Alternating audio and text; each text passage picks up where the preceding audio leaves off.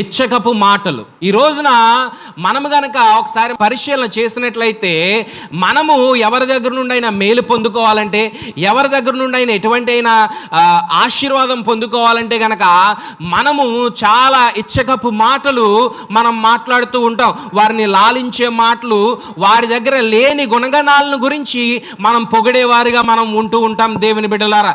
కానీ దేవుని యొక్క వాక్యం మాట్లాడుతుంది ఏంటంటే గనక అది నష్టాన్ని కలుగు చేస్తుందని చెప్పి దేవుని యొక్క వాక్యం మాట్లాడుతుంది. ఒకవేళ నువ్వు నీ స్నేహితునితో గనక ఉంటున్నట్లయితే, వారు ఏమైనా తప్పులో జీవిస్తున్నట్లయితే వారిని ఖండించేవారిగా ఉండాలి. కానీ వారి దగ్గర నుండి నువ్వేదో మేలు పొందుకుంటున్నావని వారిని లాలించేవారిగా ఉండకూడదు. ఇటువంటి వారిని మనం ఎంటర్టైన్ చేసేవారిగా మనం ఉండకూడదు. ఒకవేళ వారు కనుక అటువంటి తప్పు చేస్తున్నట్లయితే వారిని మనం ఖండించేవారిగా ఉండాలి. కానీ వారిని లాలించి వారి దగ్గర నుండి ఏదో పొందుకోవాలని చెప్పి ఆశపడేవారిగా మనం ఉండకూడదు.